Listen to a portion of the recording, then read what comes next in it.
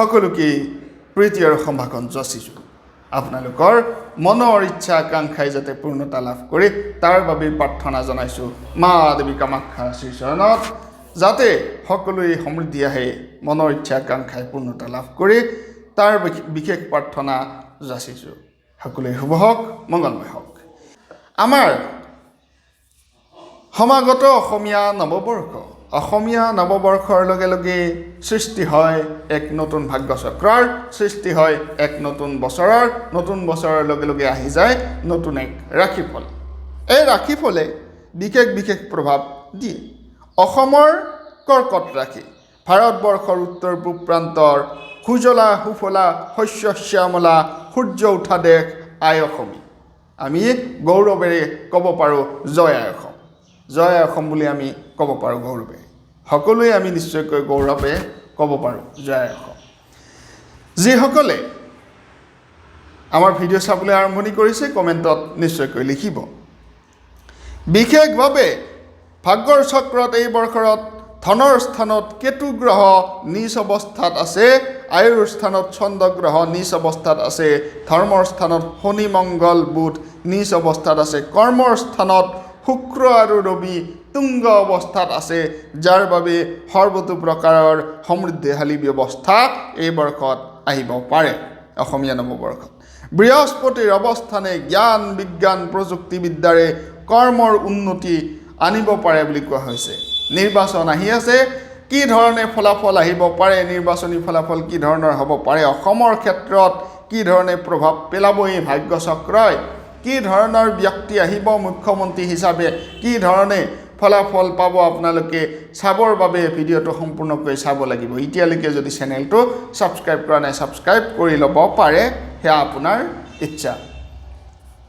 বিশেষভাৱে যদি আমি কওঁ এই বৰ্ষত বিশেষ সন্মানৰ যুগ আহিব পাৰে বুলি কোৱা হৈছে অসমৰ বাবে, আৰু নতুন উদ্যোগ সৃষ্টি হ'ব বুলি কোৱা হৈছে। নতুন উদ্যোগ সৃষ্টি হ'ব এই বৰ্ষত, আৰু অস্তিত্ব ৰক্ষাৰ যাত্ৰা অব্যাহত থাকিব বুলি কোৱা হৈছে।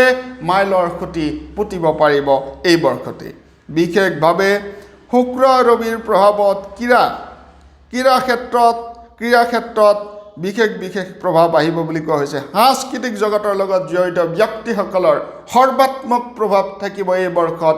যিসকল অভিনেতা বিভিন্ন ধৰণৰ নৃত্য গান বাদ্য ইত্যাদিত জড়িত হৈ আছে, বিভিন্ন ধৰণৰ লোকবাদ্যৰ লগত জড়িত হৈ আছে, লোকনৃত্যৰ লগত জড়িত হৈ আছে, লোককৃষ্টিৰ লগত জড়িত হৈ আছে, তেওঁলোকৰ বাবে সৰ্বতো প্ৰকাৰৰ সমৃদ্ধি এই বৰ্ষত দেখিবলৈ পোৱা যাব, সেয়া কিন্তু নিশ্চিত। আমি যদি কওঁ সংস্কৃতিৰ পথাৰখনত উন্নত হ'ব বুলি কোৱা হৈছে, বিশ্বৰ দৰবাৰত পুনৰ মাইলৰ খুঁটি পুতিবলৈ সন্মুখীন হ'ব অসম দেশ। এই অসমীয়া কৃষ্টি বিশ্বৰ দৰবাৰলৈ নিশ্চয়কৈ যাব বুলি কোৱা হৈছে এই বৰ্ষত। উন্নয়নমূলক আঁচনিৰো ক্ষেত্ৰত কিন্তু পৰিৱৰ্তন আহিব বুলি কোৱা হৈছে। যথেষ্ট ব্যক্তিয়ে কিন্তু কিছু ক্ষেত্ৰত মনৰ সন্তুষ্টি লাভ কৰিব, কিন্তু কিছু ব্যক্তিয়ে মনৰ অসন্তুষ্টিও প্ৰকাশ কৰিবলগীয়া হ'ব পাৰে, বিক্ষোভো আহিব পাৰে, সম্ভাৱনা দেখা গৈছে। বিভিন্ন ক্ষেত্ৰত জলসিঞ্চন বিভাগ, যোগান, নগৰপালিকা, শিশু ইত্যাদি ৰাজনৈতিক চৰাত কিন্তু স্ত্ৰীৰ প্ৰাধান্যতা বৃদ্ধি পাব বুলি কোৱা হৈছে। নাৰী শক্তিৰ প্ৰাধান্যতা বৃদ্ধি পাব বুলি কোৱা হৈছে ৰাজনৈতিক জগতত। এই বৰ্ষত বিশেষভাৱে সীমামূৰীয়া অঞ্চলৰ সীমা বিবাদ, ভূমি বিবাদ ইত্যাদিৰ পৰা পৰিত্ৰাণৰ উপায় আপোনালোকে পাব বুলি কোৱা হৈছে এই বৰ্ষত। গতিকে এক বিশেষ শুভ মংগলময় যুগ বুলি ক'ব পাৰি। মংগল গ্ৰহ হৈছে সীমাৰ গ্ৰহ, মংগল গ্ৰহ হৈছে মাটিৰ গ্ৰহসকলৰ ৰাজকুমাৰ হৈছে মংগল গ্ৰহ, যাক মাটি ভূমি ইত্যাদিৰ প্ৰতীক বুলি কোৱা হয়। গতিকে এক শুভ যুগ বুলি ক'ব পাৰি। ভাগ্যৰ স্থানত শনি মংগল বুধ নিজ হোৱাৰ বাবে অভাৱ পূৰণৰ বাবে জনগণৰ প্ৰতিবাদী কাৰ্যসূচীও ৰূপায়ণ হ'ব পাৰে এই বৰ্ষত। ধৰ্মঘট আন্দোলন বিক্ষোভ আদিৰো সময় আহিব পাৰে এই বৰ্ষত বুলি কোৱা হৈছে। আনফালে প্ৰতিবাদী প্ৰতিবাদী সংগঠনৰ পৰা শাসনাধীষ্ঠ নেতৃবৰ্গৰ বিমূৰত পৰিব বুলি কোৱা হৈছে। শাসনাধীষ্ঠ যোন শাসনত আহিব, যি ব্যক্তি শাসনত আহিব, শাসনাধীষ্ঠ ব্যক্তিসকলৰ কিন্তু প্ৰতিবাদী কণ্ঠৰ সন্মুখীন হ'ব লাগিব এই বৰ্ষত বুলি কোৱা হৈছে। বিশেষভাৱে বিক্ষোভ আন্দোলন ইত্যাদিৰ সম্ভাৱনাও দেখিবলৈ পোৱা গৈছে।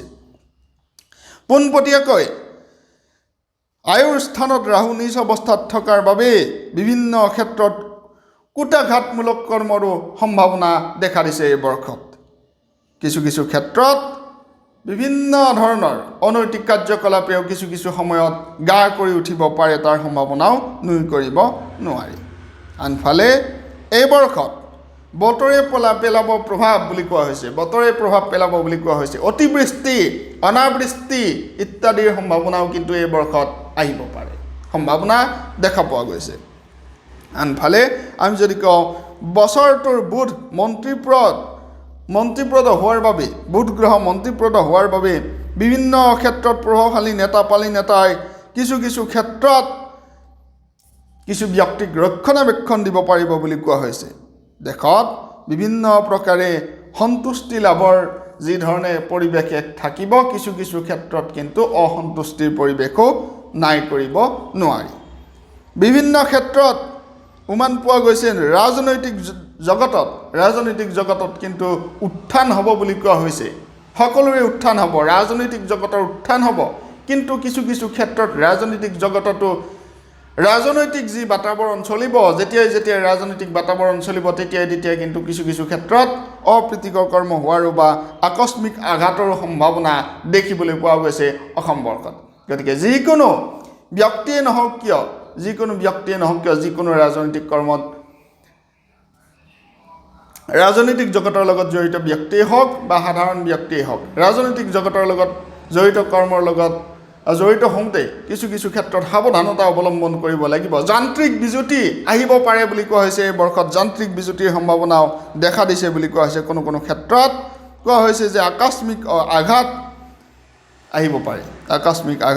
আহিব পাৰে বুলি কোৱা হৈছে বিভিন্ন ক্ষেত্ৰৰ পৰা। গতিকে সাৱধানতা অৱলম্বন কৰিব লাগিব। যান্ত্ৰিক বিজুতি কোনো ক্ষেত্ৰত আহিব পাৰে বুলি কোৱা হৈছে।